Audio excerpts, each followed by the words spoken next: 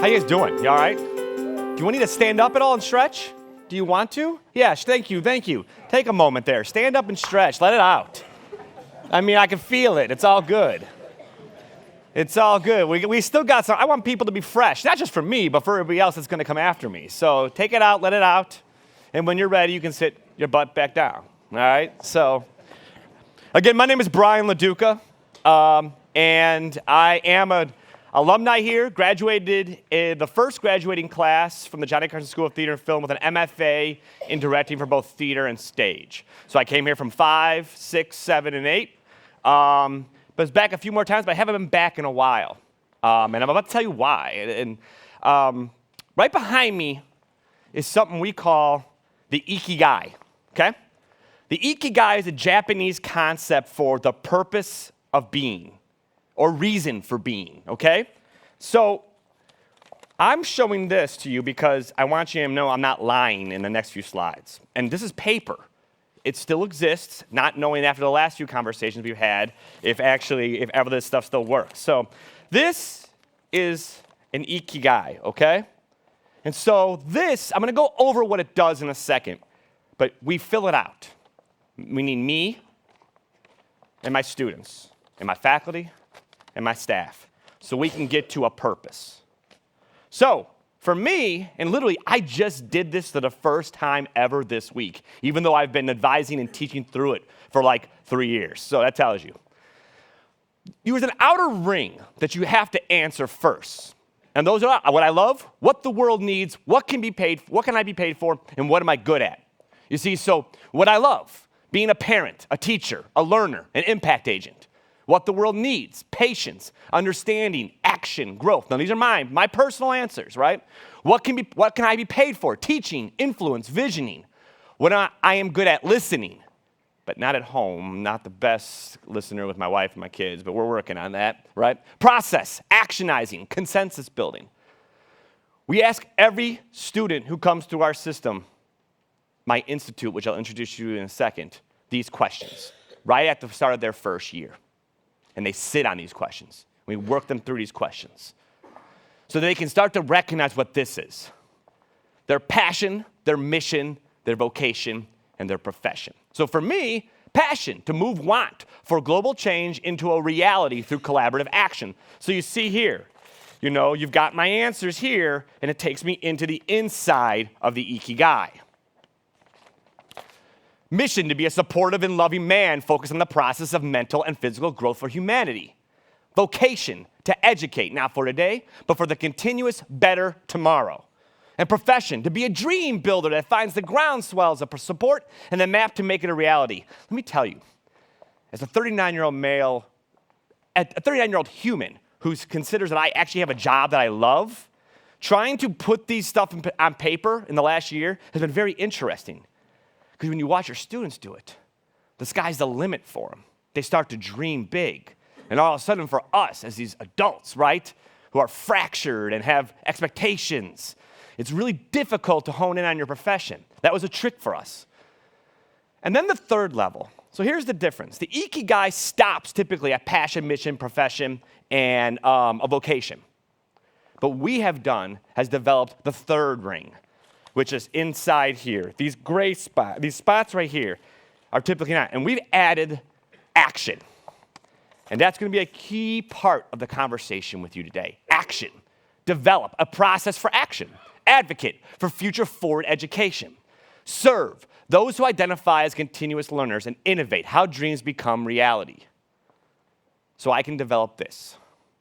My purpose is to help humanity grow through a transformative education process that will identify dreams that can become realities, which will directly influence a better, more confident global tomorrow. Now, whimsical.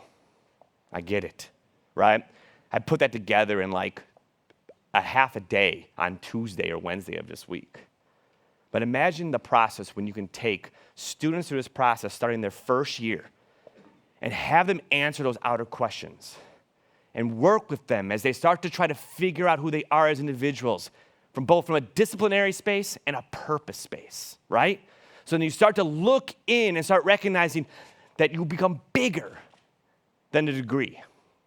that I'm no longer, hi, my name is Lewis and I'm a mechanical engineer, but hi, my name is Lewis. And I'm looking to try to change flight and train patterns for people with low-level autism because my brother is autistic. That's why I'm a mechanical engineer. This is just one part of what we do, but it's been a very interesting part because just 2 months ago, we were granted 8th place in the world from IDEO on the goals of top in the Future of Higher Education Challenge for our Ikki Guy Plus model. And we have just signed with the United States Department of Education Technology to begin to roll this out across the nation, including the globe, both in a person-to-person, humane sense, me and you talking, touching, feeling, which is still important, no matter what anybody says in this room today. I still want to be touched and hugged and told things are good in person, but also put things into an application so that it can have access globally. So again, my name is Brian LaDuca. I am the director and the founder and creator of the Institute of Applied Creativity for Transformation at Art Street at the University of Dayton. Real quick, I've been at the University of Dayton since 2012. I got hired to be the director for that one word on there, Art Street. When I arrived at the University of Dayton, Art Street was a traditional art center in the middle of the student neighborhood at the University of Dayton. For those who don't know about the University of Dayton, it is a Catholic Marianist private institution, roughly about 10,000 students. For those who don't know what Marianists are, they are the hippies of the Catholic religion. Look it up. And so it also has a 98% residential campus, which means 98% of the students live on campus, and every home is owned by the university. So my building is smack dab in this space, right? And I have 58 students that live in my facility. And my facility has a volume of different playgrounds inside of it. Everything from a recording studio to what then was multiple art studios, classrooms, stuff like that. So the amphitheater, and we have an amphitheater as well. So one of the things that we decided to do was recognizing when I got there in 2012 that the student population living in my space, they were not art majors. Everybody thought they were. Everybody who wasn't there, or even people there, thought Art Street meant art majors. Yet I had students from engineering, from bio, from communications, from journalism, from psychology, you name it, they were living there. I had this wicked ecosystem that resembled the rest of the world in this university, smack dab in the student neighborhood. The problem was they kept saying, I don't like how I'm getting taught. Lectures and labs are not allowing me to do more bigger things than your facility does. They didn't understand. They didn't understand the difference of why they chose to live in this facility that had all this fun playground stuff, yet when they had to leave, they would go to class and have to be told about something from somebody who learned it 20 to 30 years prior to them. And all of a sudden, we were starting to see this gigantic gap happening, a huge gap happening. I had a bunch of faculty and staff in October of 2013 sit down, and I just said, listen, I'm confused about why our students are confused. I'm confused about our purpose as educators, and I'm confused about why you even care to teach in my facility. And so really I was trying to get some kind of strategic planning, visioning thing happening here, but nobody wants to be saying, hey, can you come over and help me with my strategic plan? Let's be honest. So what I did was got a sommelier in there, some wine, some food and drink, and just said, hey, we're going to have a wine and visioning party. So try it. I highly recommend it here. Trust me, it works. And literally, October 13th, 2013, I still have the bottle of wine, all hell broke loose. All hell broke loose. And everybody started talking things about stuff that was happening on the coasts. You know, the D School and the USC's Ivina and Young Academy and stuff in Vanderbilt and Georgia Tech. And we were like, well, we could do this. I have a building. I've got crazy students. I've got crazy faculty and staff who aren't supposed to be here right now, but they're here playing with me right now. So, like, because we got to remember, I'm under the provost office. I have an academic, I'm not under an academic unit right now, okay? So, what I ended up doing here was this. We sat down and mapped out the conversation of what it is that we need to do and how do we teach it. And we developed applied creativity, which is new idea creation for action across all disciplines of study.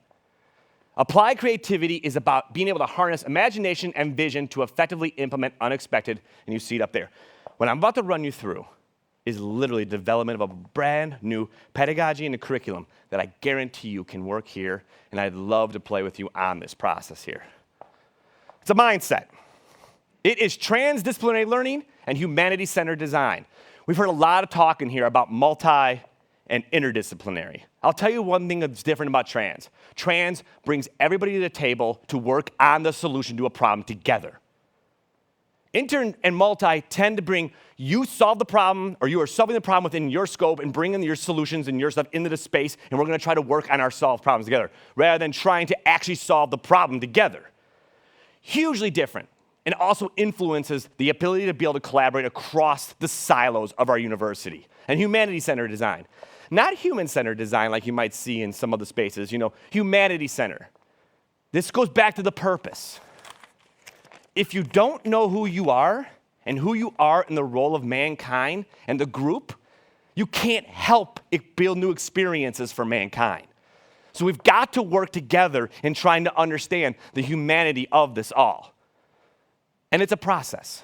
So I told you about the Ikki Guy, the vehicle for academic intentionality, creative experiential exploration, and purpose-based discernment. That's the purpose. But the pedagogy is ideation, disruption, and aha. And when you put both of those together, you start to get a brand new student. And as a pedagogy, we work it this way. It's really, how do you create idea? And how do you create idea that can change and create action across the disciplines of study? It's the ability to say, I can do something with my work. So ideation, and this is how we teach in every single class, in every single professional aspect that I'm about to show you as well. Ideation is content, ambiguity, and tension. So you start off with the understanding of what it is in the room. Every one of you walked in the room today with a sense of what is going on in here, wonderment. That's content. And you didn't know what was going to happen today, and that's ambiguity. And then you have an emotional gut feel about that, and that's tension. But we tend to stop there as humans. We tend to stop there even as we teach. Stay in the tension space. That's where theory's built.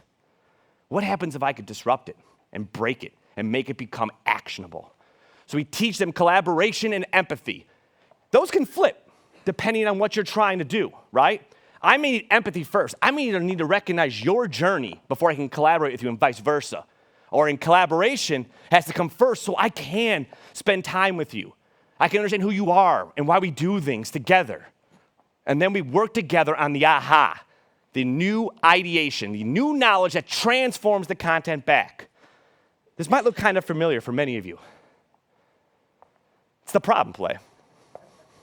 It's Henrik Ibsen, it's George Bernard Shaw. We teach now in the same way that our people recognize as story. We teach through story. We watch sitcoms, we watch movies, we understand plot development. So if you can take plot development and narrative structure and put it in play to solve solutions or make new marketable ideas, anybody can do it because we all have a purpose and we all have a story. So if you look at exposition and situation and unraveling as ideation, disruption, and aha, you transfer filmmaking and theater making and other kinds of story and storytelling devices into a class. And as a practice, the student no longer expects to know what they enter the room. Are they characters? Are they narrators, antagonists, protagonists? It's not about telling the students anymore what he or she needs. It's about becoming the narrative design of problem solving together. This class right here, this was myself, the head of Human Rights Program, and the head of Career Services, talking about the DoD defense spending in America based on the needs and wants of cultural desires. And so right here, they're dealing with, and it was based on something. It was connected to other things. We're a gateway. Our classes are gateways. They are connections. It's additive learning. It's all additive. And our outcome looks like this. Critical perspectives, creative confidence, and innovative application. If you can teach the student and the faculty and staff to say and ask how and why, that it's okay to ask how and why, not because you might fail, but because you fail fast and fail forward, you begin to build a modicum of confidence that allows their critical eye to not be judged. We remove the binary of the yes and no and the failure and success. But really, we put that all together in a practice model that allows you the fearless possibilities to innovate within their systems. So you've got to break down the binary of pass and fail in order to allow our next generation of learners and our next generation of educators to have the confidence to go in and disrupt, to be that disruptor we keep hearing about, right? And because of all this, we become the very first university in the nation to have the first academic certificate focused on specifically applied creativity. This is a quote from our newest university president, Dr. Eric Spina, who was at Syracuse for the last couple of years. Now he's ours. And we're going to be the first university in the country in which every student will take at least one course in innovation, humanity-centered applied creativity, and entrepreneurial thinking. So when you get that, you start to get these curriculum pieces. Now, this is a framework for everything else. We're applied. We don't exist without you. I'm not cutting out the disciplines. I'm not saying it's not important to understand business and finance and any of those and statics. But if you take that and run it through creative confidence in these ways, you begin to be able to develop four-dimensional installational design to create problem solving. So our students now have the ability not to just say, I wrote a paper or a white paper or a PowerPoint, but I built something. I built a world. I built a room. I built an experience that now might look at autistic travel on planes and trains mixed with safe green space for PTSD in relationship to cars and other kind of automated technologies. We're building experiences to test. And that brings us to our professional experience. So all of this combined is great, but it needs something to lean into, right? We've got to do something with it. So we run the Collaboration Accelerator. And this accelerator is our summer initiative that kickstarts our entire studies in the fall and the spring. What you do is you bring multiple disciplines of study from the student population in the mix with our fellows, faculty, fellows, and staff, to start working together on trying to solve, I use that loosely because we're not trying to, it's a constant learning device. We're constantly moving.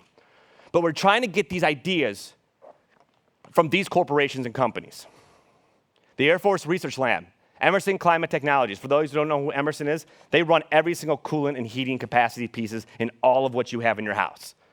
Ascend Biomedical, the library systems, researchers. Crush Technology is one of the leading and one of the new apps, relationship apps, dating apps in the globe. And they come to us, and they say, we've got a challenge. But it's not like I need a widget. I'm not a commercial. I don't tech transfer. But what we do is we try to find a way to make that idea their need, push it forward so that they can do something bigger than they never thought of. So when you start taking an AFRL and their ideas, and Emerson, and you collide them together over 12 weeks, you start presenting new potential marketable ideas for their companies because AFRL would have never went to the libraries to say, I have this idea, or I need this.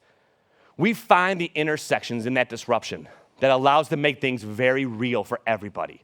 And so when you have these spaces like that, I'm going to jump ahead, but that's okay. I'm going to get to some of the final pieces of those puzzles, but I'll show you. Because last year, one of the big pieces we did last year, Emerson came to us and asked us, we need to know what is the future of connectivity in 2050. And so what we did was we built them a room. I built them an experience to walk through, pass through, and touch. And as you touched that space, and as you felt that space, you began to understand what human connectivity was, and they walked away with a catalog that they were allowed to use anytime they sat down and talk about potential heating and cooling aesthetics. So why? You can see this right here right now. We have a skills gap. We've talked about it 1,000 times today. You cannot prepare students for the future if we don't know where the jobs are going to be in the future. We've got to teach our students to be able to use skills and tools that are much different to prepare them, to move them forward for a malleable, pivotable, nimble design of what happens after graduation. And how? It's your ecosystem. Senior leaders, administrators of this university, you've got to support and be prepared to find those faculty and staff who are willing to go to bat and try out these experiences and experiments in your class and in the community. Our mayor, Nan Whaley, is very supportive of this. And the impact, you can see here, there's contextual. It adds multi-layers. It adds and creates humanity in the face of all this technology that is occurring. It allows us not us to simply look at the tech as a need for money or profit, but it allows us to check it out and understand why we need it and who needs it and who doesn't have it and how can we bring it to you regardless of what I study and discipline. And next, just like you're getting this new space. That's my new space, 120,000 square feet in the arcade in the center of the city of Dayton. That second floor will be mine as we develop a brand new social innovation look that merges business, engineering, and applied creativity along with other forms to think about everything outside of the silos of teaching and learning, but really look at a playground for the mind, a playground for the community, and a playground for the city. So when you talk about emerging media arts at the very end here, you've got to do 5 things, I'm telling you. These are examples of what we worked on last year in our collaboration accelerator. The idea of connectivity, the idea of drone usage in America, and 3D manufacturing for vertical farming systems in underdeveloped cities and urban markets. You've got to build experiences. All of this tech means nothing if it doesn't have a soul. And you've got to know what the soul is and why you need the soul. You've got to be able to allow the students to believe they can change the world. Do not sit on their dreams. Allow them to dream. Dream with them. Meet them where they are. You've got to learn with them. You've got to become with them. 360 degrees of learning, a flat hierarchy, communication, and storytelling. Thank you, everybody.